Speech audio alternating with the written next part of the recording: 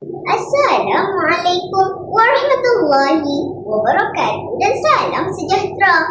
Mekar angsana, pandang tak jemu, bunganya luruh ke dalam raga. Buku laksana lautan ilmu, dasarnya penuh mutiara berharga. Hai semua, nama saya Aira Nur Kasih binti Nasri. Saya bersekolah di Sekolah Rendah Ihsan 2 yang terletak di Padang Besar Utara. Umur saya 10 tahun. Cita-cita saya ingin menjadi seorang peguam. Pada hari ini, saya ingin membicarakan sebuah buku yang sangat menyentuh hati, iaitu Aminah Cinta Puteri Quraisy. Buku ini dikarang oleh Zahiruddin Zabidi dan diterbitkan oleh PTS Sutera Utama Sdn Bhd. Buku ini mengandungi 242 buku surat. Buku ini mengisahkan tentang kehidupan Aminah binti Wahab, seorang wanita mulia daripada keturunan Quraisy dan ibu kepada Nabi Muhammad SAW. Kita dibawa menyusuri perjalanan hidup beliau sebagai anak bangsawan Quraisy, isteri kepada Abdullah bin Abdul Muttalib dan seorang ibu yang tabah menghadapi ujian besar dalam hidupnya. Antara cabaran paling berat yang dihadapi Aminah ialah kehilangan suami ketika sedang mengandung anak. Namun, beliau tetap sabar dan reda. Ketabahan inilah yang menjadikan kisahnya begitu menyentuh perasaan. Buku ini juga menggambarkan suasana masyarakat Quraisy di Mekah pada waktu itu.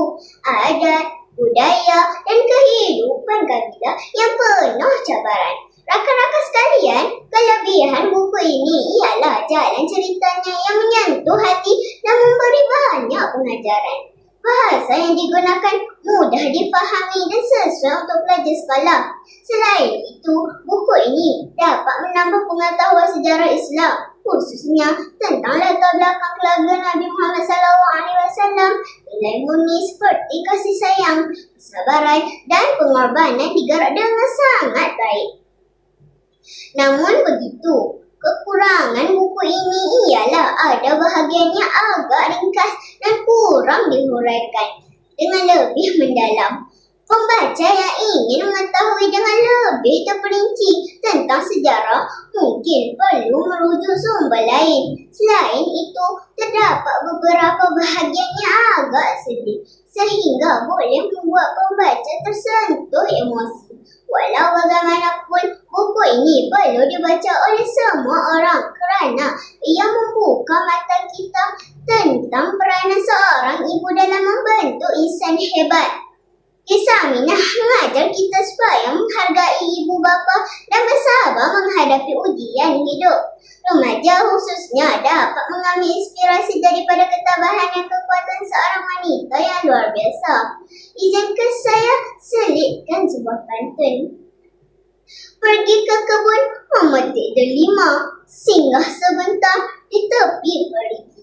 Ibu berkorban jiwa dan raga, kasihnya suci hingga ke syurga nanti. Melalui kisah ini, kita sedar bahawa di sebalik kelahiran seorang insan agung, ada seorang ibu yang penuh pengorbanan. Walaupun hidupnya tidak panjang, namanya tetap harum dalam sejarah Islam. Sebagai penutup, saya akhiri dengan pantun. Bunga melati di tepi taman, harumnya semerbak sepanjang hari. Bacalah buku dengan penuh pengajaran agar hidup lebih diberkati. Sekian, terima kasih. Wassalamualaikum warahmatullahi wabarakatuh.